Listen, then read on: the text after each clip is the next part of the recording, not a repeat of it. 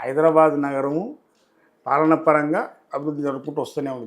గత ప్రభుత్వం తెలుగుదేశం చేసింది, ఆ తర్వాత కాంగ్రెస్ చేసుకుంటూ వచ్చింది, అందులో టీఆర్ఎస్ చేసింది. ఇప్పుడు దాని కంటిన్యూయేషన్లో కాంగ్రెస్ గవర్నమెంటే చేస్తుంది. ఇది అభివృద్ధి భాగంలో జిహెచ్ఎంసీ ఆధ్వర్యంలో జరుగుతుంటుంది. అయితే ఇప్పుడు బీఆర్ఎస్ పార్టీ పరిస్థితి ఎట్లా ఉందంటే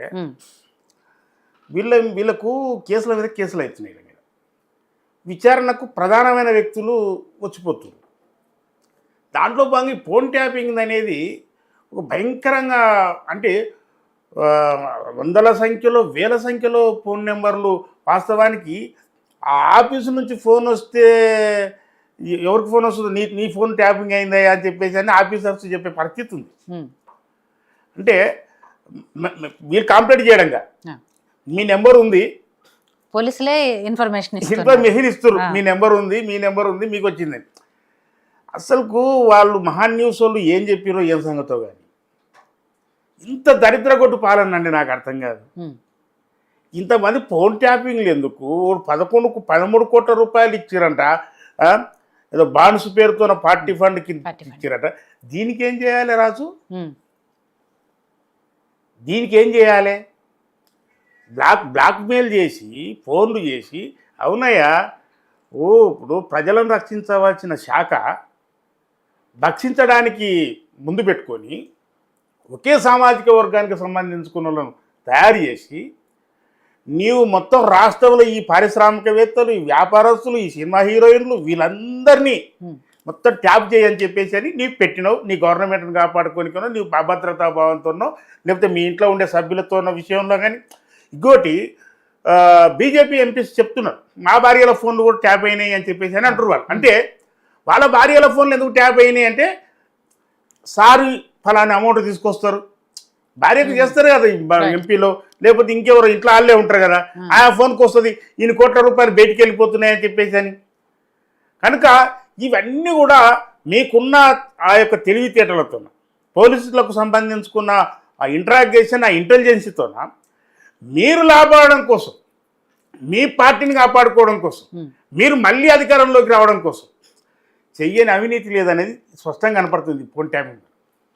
దాంట్లో ఒక మనిషి మేడం అంటే సహజత్వాన్ని చెప్తున్నా, నీకు 50 కోట్ల రూపాయలు ఇచ్చేసి ఆఫీసరు 10 కోట్లు తీసుకోడా? ఇప్పుడు ఈ సమాజంలో ఈ యొక్క దీంట్లో సినిమా హీరోస్ వీళ్ళు 50 తీసుకొని ఆఫీసర్గా పరీక్ష చరిత్ర ఉంది. అర్థమైందా? రిటర్న్ ఇవన్నీ గందరగోళాలు ఉన్నాయి. ఇంకోటి సినిమా హీరోయిన్స్ అండి, నువ్వు ఫలానా వ్యక్తితోనే మాట్లాడినావు, లోపల ఏం జరుగుతుంది అనేది నిజానికి చెప్తున్నాను మేడం. అంటే ఇంత దౌర్భాగ్యమైన పరిస్థితికి ఎందుకు దారులు తీసిరు మీరు? ఏం పోయే కాలం వచ్చింది? వ్యాపారస్తుల దగ్గర బెదిరియడం ఏంది, సినిమా హీరోయిన్లను బెదిరియడం ఏంది, చిన్న విలేకరుల విషయంలోకి వచ్చినా, పత్రికల విషయానికి వచ్చినా ఈరోజు ఇంత దౌర్భాగ్యమైన పరిస్థితి బీఆర్ఎస్ ప్రభుత్వానికి ఎందుకు వచ్చింది? నేను సూటిగా అడుగుతున్నా, మీరే గెలవడే జూబ్లీస్లా, మాకేం ఇబ్బంది లేదు, గెలుచుకోండి. కానీ ఈ దరిద్ర కొట్టు పరిస్థితి ఏంది ఈరోజు మేడం? ఇదే కాళేశ్వరం ప్రాజెక్టు, హరీష్ రావు ప్రాజెక్టు అని ఆయన కాళేశ్వరం, హరీశ్వరం, శనీశ్వరం అన్నట్టు అయిపోయింది. ఈరోజు చూడండి 97,449 కోట్ల రూపాయలకు దాంతో లోన్ ఒప్పందం కార్పొరేషన్కు. వాళ్ళు 79 కోట్ల రూపాయలు ఇచ్చారు, 99,000 కోట్ల రూపాయలు ఇచ్చారు. అది 4 సంవత్సరాలు పుట్టుకున్న కూలింది, దాంతో లాభం రాకపోయా కార్పొరేషన్కి పైసలు కట్టాలి, 17,000 కోట్ల రూపాయలు కట్టాలని అదొకటి. ఇప్పుడు ఈ నెల 29 వరకు రేపటి వరకల్లా ఈ పైసలు 1000 కోట్ల రూపాయలు కట్టాలని చెప్పేసి అని ఈ మూలుతున్న నక్క మీద తాటికాయ పడ్డట్టు ఇంత గందరగోళం చేసి, ఇన్ని అప్పుల పాలు చేసి, ఇంత నాశనం పట్టించి, ఇన్ని ఫోన్ ట్యాపింగ్ చేసి ఏం లాభపడినరు మీరు ఏం లాభపడినరు? మిమ్మల్ని ఎవరైనా అంటే మీడియాలో అంటే పోయి పలగొడతారు, మన పని ఏం? మీరు ఎవరైనా ఏమైనా మాట్లాడితే డెఫినేషన్ సూట్ వేస్తారు కదా, పరువు నష్టం వేస్తారు కదా. అదే మహా టీవీ మీద మీరు వేయాల్సింది పరువు నష్టం కేసులో వేస్తుంటారు కదా, అంటే వాళ్ళ మీద వీళ్ళ మీద వేస్తుంటారు కదా. ఇవన్నీ క్లిప్పింగ్స్ పెట్టి నా పరువు ఇంత తీసిండ్రు టీవీలలో చూపెట్టుకుంటా, 1,00,000 కోట్లకు నేను డెఫినేషన్ సూట్ వేస్తున్నా, నా పరువు అంతా పోయింది, నేను వర్కింగ్ ప్రెసిడెంట్, నేను ఒక మంత్రిని లేకపోతే ముఖ్యమంత్రిని, పెద్ద కుటుంబం మాది. నువ్వు చట్టం ఉంది కదబ్బా, నీవు భౌతిక దాడులు అనేటివి నీవు ఎందుకు నేర్పిస్తున్నావు అంటే నీకు ఫ్రస్ట్రేషన్ గురవుతున్నావు. నీవు ఫ్రస్ట్రేషన్ గురవుతున్నా నా బండల వద్ద మొత్తం బయటపడుతుంది కదా అని.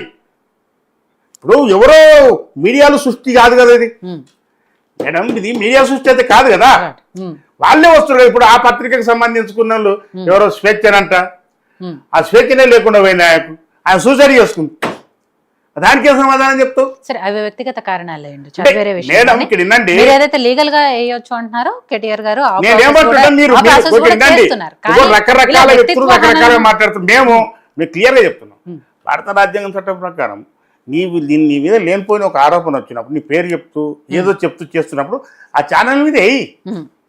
నువ్వు పోతావు కదా ప్రతి వ్యక్తుల మీద, నువ్వు ఎలక్షన్ సమయంలో క్యాంపెయిన్ చేసినప్పుడు గొప్ప, లేకపోతే పలానా వ్యక్తి ఇట్లా మాట్లాడి పలానా వ్యక్తి అని చెప్పేసి నష్టపరిహారం షూట్ చేస్తుంటారు కదా మీరు.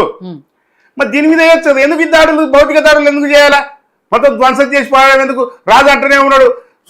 రాజు వ్యక్తిగతమైన మాటలు నేను చెప్పాలి అంటే ఆ స్థాయికి దిగజారే పరిస్థితి ఉంది. వీళ్ళు మేము ఏమైనా చేసి పడేస్తామంటే నీవు అధికారం ఉంది అని చెప్పేసి నీ ఏమైనా చేసేసావు. నువ్వు అధికారం ఉంది కదా అని ఏది నువ్వు చేయండి.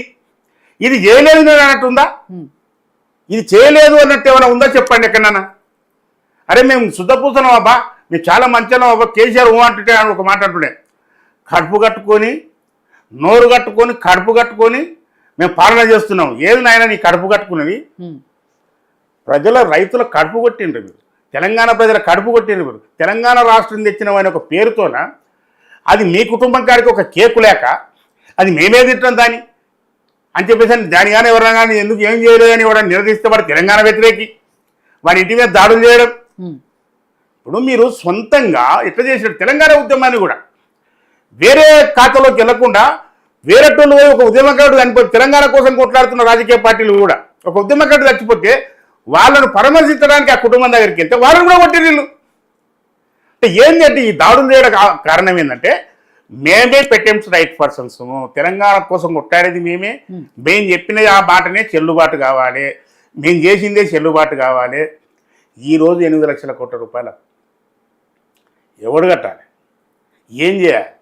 మళ్ళా మీరు ఇంత తతంగాలు చేయబడుతుంది కనుక నేనేమంటున్నా, ఇవన్నీ మీ మీద పడవా? ఇవన్నీ మీ మీద పడవా?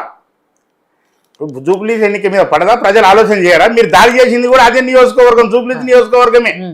ఎందుకు ఇప్పుడు ప్రజలందరూ కూడా, ఎందుకంటే సమాజంలో జరుగుతున్న వాటన్నిటిని ప్రజలు గమనిస్తున్నారు. ఆ సమాజంలో జరుగుతున్న వాటిని ఒక రాజ్యాధికార పదవిలో ఉండి రాజ్యాధికార ప్రభుత్వం నడుపుతూ ఇటువంటి దుర్మార్గమైన చర్యలు దుష్పరిపాలన చేసినప్పుడు ఎవరికైనా కోపం వస్తుందండి. అది జరిగింది కనుక నీకు కావాల్సింది నువ్వు చట్ట ప్రకారం నీ చర్య నీకోవాలి. అంతేగాని మేము ఏమైనా చేస్తామంటే నేను చెప్తున్నాను, బీఆర్ఎస్ పార్టీ అడ్రస్ లేకుండా పోతే తెలంగాణ గుర్తుపెట్టుకోండి.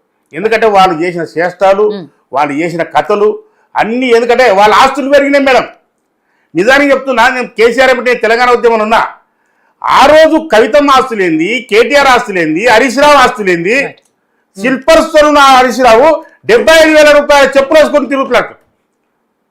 ఇంత ఆస్తులు ఎక్కడి నుంచి వచ్చినాయి? ఫామ్ హౌస్ లేంది, మీ భూములేంది, శ్వేతపత్రం రిలీజ్ చేయండి. ఆ రోజు మీ ఆస్తి లేదు, ఈ రోజు మీ ఆస్తి లేదు. మొత్తం తెలంగాణ పేరుతోనే మీరు దోసుకొని తిన్నారు. మీరు మరి అంతతో ఊరుకున్నారా? అరే పబ్లిక్ను మాన ప్రాణాలతో చెలగాటం, ఆత్మగౌరవంతో చెలగాటం, అధికార దుర్వినియోగం, ఇవన్నీ మాట్లాడుకుంటే చాలా ఉన్నాయి.